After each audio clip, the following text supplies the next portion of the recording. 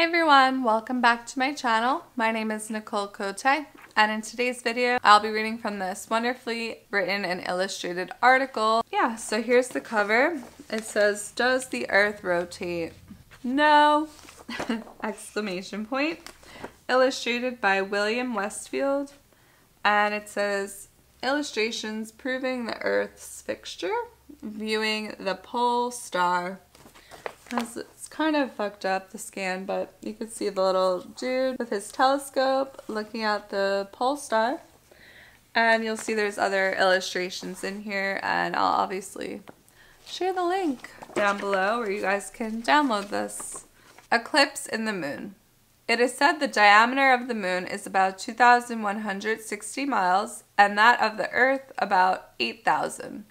It is also stated that the moon's motion round the Earth works at about 37 miles per minute, while in its journey round the sun, the Earth travels along at about 1,080 miles per minute.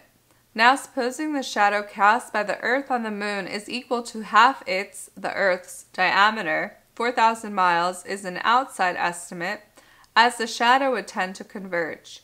And if these figures given by astronomers of the Earth's and Moon's motion are correct, readers will see it is impossible for an eclipse to last in the Moon for more than 7 minutes.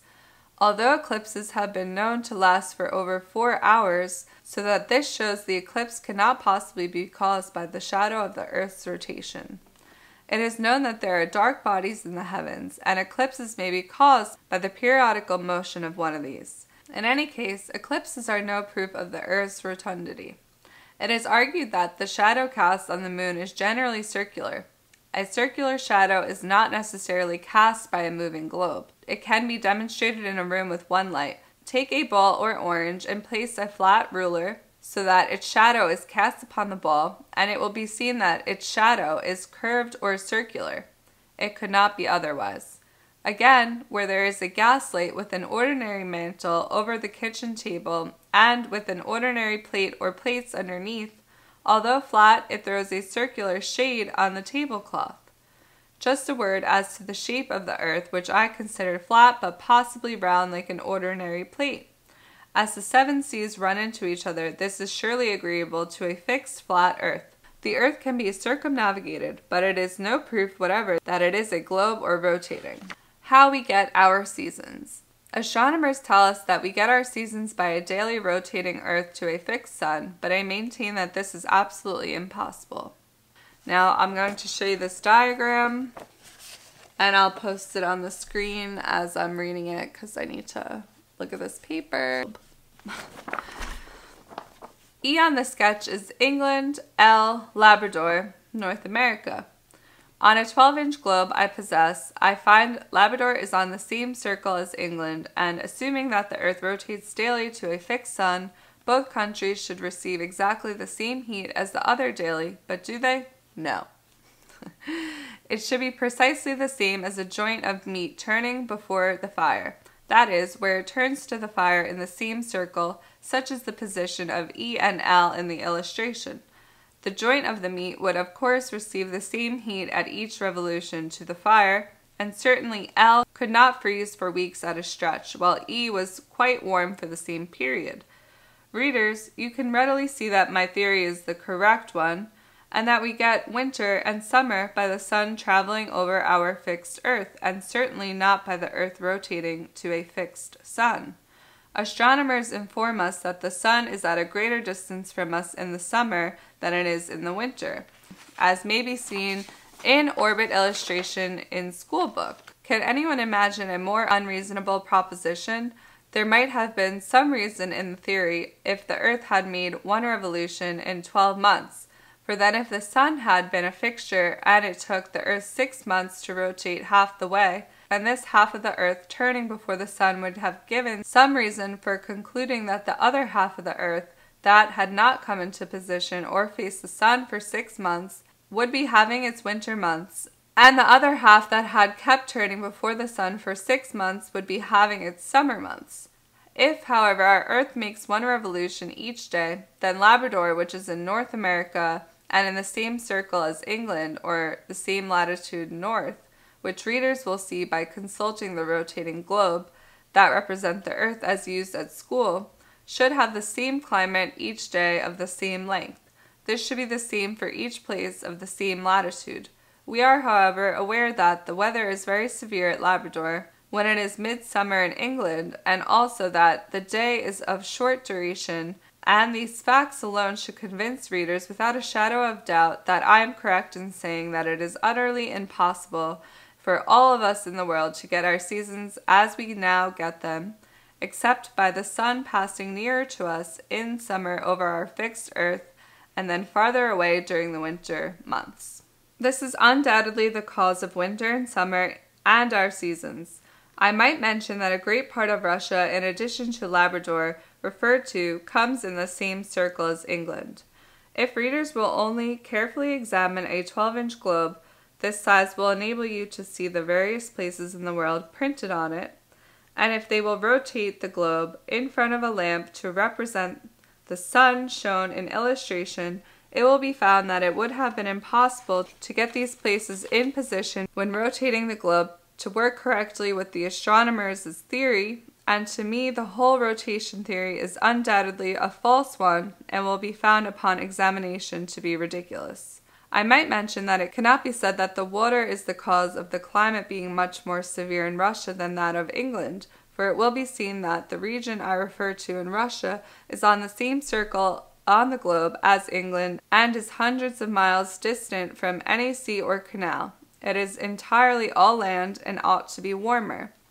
I therefore maintain that as the climate and seasons at Labrador in North America, Warsaw and Moscow in Russia, Kamchatka in Siberia, and numerous other places in Russia are quite different to the climate in England each day. Although it should be precisely the same, please refer to globe. This fact alone must be positive proof that the Earth does not rotate daily before the sun as illustration. Readers must remember too that from December 21st the sun begins to travel nearer to us each day till June 21st. The heat from the sun accumulates and gradually warms the atmosphere until the end of March, when then we begin to feel it quite dry. Then, as you are aware, each day from March the sun gets nearer and nearer until at midday on June 21st the sun has arrived overhead. Seeing that the air in March was dry and the heat still accumulating till June, with the sun getting nearer and more overhead, this causes the earth and atmosphere to be very warm, and hence summer is upon us to grow our crops. Now, as readers are aware, it is then midwinter in New Zealand. Why is it midwinter in New Zealand when midsummer in England? Why? Because the sun has kept away from that country. It has taken a direction over England. Why is it midwinter with us 6 months hence? Why?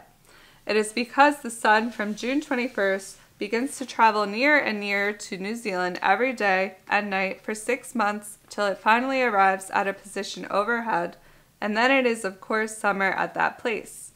Often the weather is very warm in England at the end of August and September, and often as warm as it is in summer, although the sun has been traveling farther away from us than for several weeks. The reason for this is that the heat had accumulated so fast that we found the weather very warm even after the sun had left the position of being overhead, as in the case in June. Take the 21st of September till the 21st of December and note how gradually day after day we begin to find winter weather coming upon us, as day by day the sun gradually moves further from us through the heavens. There can be nothing more simple for one to understand how we get our seasons with a fixed earth and a traveling sun. The astronomers inform us that in June my garden and also your garden slope different to what they do in December, and this is the cause of summer. As my garden is a part of the earth and my house is built upon a part of the garden which was leveled when built by the aid of a spirit level, and I find that it is of the same level today as it was 20 years ago when built, and the same level now while I am writing, which is in the month of June, as it was last December. Surely there could be nothing more ridiculous than to imagine and say that each garden and building throughout the world slopes toward the sun in June of each year, while it does not in December. What would really happen with the very high buildings, high chimney stacks, church towers, etc., if the earth where they are built upon altered its level every 6 months? Would they be perpendicularly upright? May I ask, is it worthwhile assuring pupils at school that this kind of thing takes place in June and that this is the cause of our summer? In seriously thinking over the question, one cannot but come to the conclusion that the Creator caused the sun to travel over our fixed earth in the various directions to give warmth to grow our crops in each country. If the Creator had caused the sun to take one direction only all the year round, some countries would get no heat to grow their crops, and if the Creator had made the sun a fixture and caused the earth to rotate daily, surely it is easy to see that we should not get the seasons as we now get them. It would be quite impossible. Utterly impossible. So there you have that. I really enjoyed this article, and I'm not really sure of the date on this one. It doesn't have a date written on it, but I'm assuming it was maybe late 1800s. Thank you guys for watching. Thank you so much for all your wonderful, kind, loving comments that you always share with me, and for just always inspiring me and pushing me to keep making videos. I really wouldn't be doing it without you guys who watch them. And hopefully I'm inspiring people to do their own research and to just spread the truth. No more of being told what's true without being able to see it for yourself or to come to that conclusion with your own eyes, your own senses. No more being told any of that. We're just going to do all the research ourselves. So please thumbs up this video if you enjoyed, and subscribe if you have not done so already.